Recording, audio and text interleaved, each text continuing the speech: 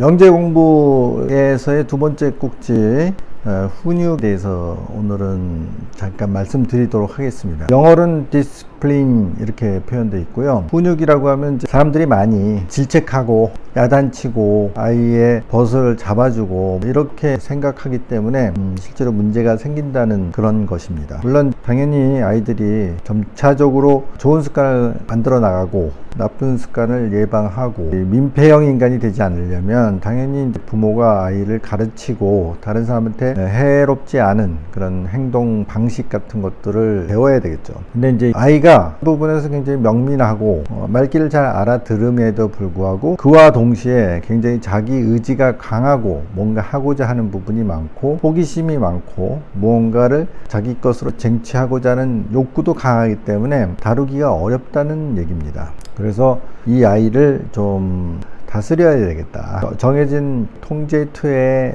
넣어야 되겠다는 과정에서 많은 어려움이 발생합니다. 그래서 이 영재 공부란 이 책, Guiding the Gifted Child란 이 책에서 다루고 있는 내용들은 상당히 일반적인 얘기를 많이 넣어놨어요. 그래서 어떻게 보면 아주 교과서적인 얘기, 너무 이제 뻔한 얘기를 담겨져 있습니다. 그렇기 때문에 영재아이 성이 강하고 통제가 잘 되는 이 아이들을 훈육하는 방법으로서 이게 적당한 교본이 되는가 이런 거에 대한 의구심이 있었습니다. 그럼에도 불구하고 가장 기본적이고 원칙적인 내용들은 담겨져 있기 때문에 한번 일독하고 그리고 또 주기적으로 읽으면서 부모가 이 아이를 어떻게 접근할 것인지에 대한 아주 중요한 원칙적인 것들을 몸에 배도록 하는 것이 상당히 필요합니다. 왜냐하면 실제로 부모님들 상담하는 과정에서 가장 큰 문제가 이 훈육 부분이거든요. 훈육이 잘 안 된다는 거죠. 어떻게 해야 될지 모르겠다. 아이를 야단치기도 하고 혼내기도 하고 여러 가지 방법을 동원하지만 이게 잘 먹혀들지 않고 점점 더 힘들어진다. 이런 이제 어려움을 하소하는 부모가 되게 많습니다. 그럼에도 불구하고 다른 방법은 없다. 부모가 훈육을 시키고 훈련시킬 수 없는 아이를 누군가가 시켜주겠지. 이게 그렇게 바람직한 방향은 아니거든요.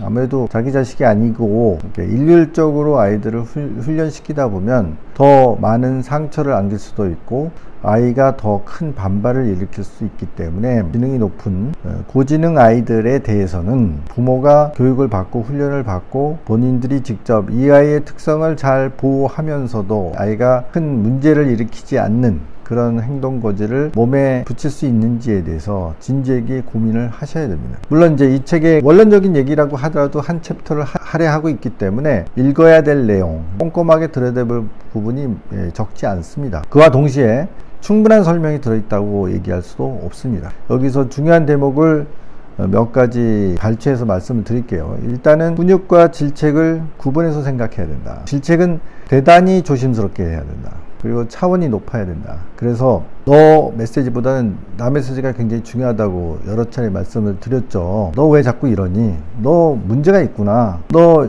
나쁜 아이구나. 이런 식의 접근은 아이를 방어적으로 만들고 때로는 공격적으로 만들 수 있다. 그것보다는 네가 이렇게 하는 거 알겠는데 그게 너무나 나한테는 굉장히 힘든 일이구나. 네가 그런 모습을 보니 내가 마음이 아프구나. 내가 대단히 안쓰럽구나. 내가 대단히 불편하구나 하고 나 메시지로 바꿔서 얘기해야 된다는 거죠. 그렇게 되면 아이 입장에서는 나는 생각 없이 이러이러한 일을 했지만 내가 사랑하는 내 부모에게는 이게 이렇게 아픔을 주는구나, 어려움을 주는구나, 힘든 일을 만들구나 이런 것들을 생각할 수 있는 여지를 준다는 거죠. 그러니까 너의 문제다 이걸 반복적으로 듣게 되면 자기에 대한 공격이 되거든요. 그러면 그게 가장 나의 후원자가 될 수 있는 부모일지라도 계속 나를 공격하는 상대방에 대해서 아이가 가만히 있지 않는다는 것이죠. 그리고 아이가 그런 반격을 하는 혹은 반발을 하는 이런 것들이 습관화가 되면요, 보통 아이보다 훨씬 다루기가 어렵습니다. 그리고 고치기도 어려워요. 이것도 습관이거든요. 부모님들은 잔소리하는 게 습관이 될 수 있어요. 그래서 상담하는 과정에서 얘기를 듣다 보면 30분을 계속해서 잔소리를 한다든지 아니면 뭐 2시간을 한다든지 그런 사례들이 많이 발견돼요. 그 아이가 대단히 나쁜 일을 저질렀고 그리고 대단히 문제가 있다 하더라도 일방적인 공격을 질타하는 얘기를 질책하는 얘기를 5분을 듣기가 쉽지가 않습니다.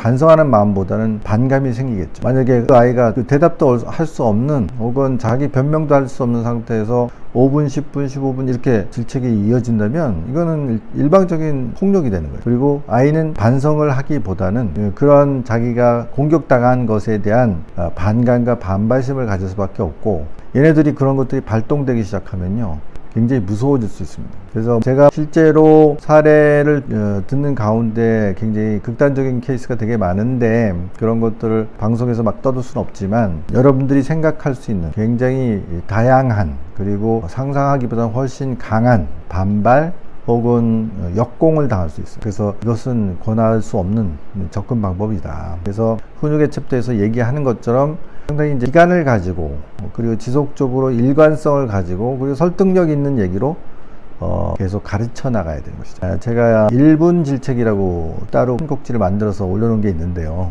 1분이 넘지 않도록. 아니, 얘가 저지른 일이 엄청난 사고인데 어떻게 1분만 얘기하고 말 수 있습니까? 그렇게 얘기하실 수도 있는데요. 책을 잘 하면 1분 내에 상당한 임팩트를 줄 수 있고, 그걸 통해서 아이의 상당히 중요한 문제점들을 개선시킬 수 있습니다. 근데 그런 것들은 이론적인 공부도 하셔야 되고요. 훈련도 하셔야 되고요. 연습도 해야 됩니다. 그런 것들을 잘 해나가지 않으면 매우 다루기 어려운, 그래서 부모도 어쩔 수 없는, 손대기 힘든 그런 아이를 만들고, 그렇게 되면 여기저기 쫓아다니면서 이 아이 좀 어떻게 좀 해주세요, 이런 것들이요 실제로는 쉽지 않습니다. 경우에 따라서는 보다 물리적인 강제를 동원하게 되는 이런 비극적인 상황에 내몰리게 됩니다. 물리적인 강제라는 것은 실제로 강제 수용을 해야 되는 상황도 있을 수 있고요, 또 대단히 강력한 약물의 처방을 받아들일 수밖에 없는 이제 그런 일도 발생할 수 있습니다. 그래서 여기에서는 그런 것들이 언급되어 있지는 않지만, 이면에는 그런 엄청난 잘못했을 경우에 생길 수 있는 그런 비극들 혹은 감당하기 어려운 아주 힘든 일들이 숨어 있다. 그래서 부모님들이 내가 자꾸 생각으로는 이런 것들을 하면 안 된다고 생각하는데 나도 모르게 그렇게 돼요 라는 상황을 느끼고 계시다면 정말 서둘러서 심층 상담을 받으실 필요가 있어요. 어떤 분은요 또 상담을 와가지고 저를 좀 야단쳐 주세요, 그런 분도 있어요. 근데 제가 그분을 야단을 친다고 해가지고 이게 해결되는 건 아니거든요. 이게 몸에 붙어있는 습관을 털어내는 것은 아이도 힘들지만 부모도 힘듭니다. 하지만 그걸 포기하게 되면 사실은 내가 아이를 제대로 양육할 수 없고 훈육할 수 없는 상황에 빠지게 되기 때문에 훨씬 더 어려움이 생길 수 있습니다. 그렇기 때문에 다른 무엇보다도 내가 먼저 정립이 되고 제대로 된 스탠스를 찾아내야 된다, 이런 것들을 생각하셔야만 됩니다.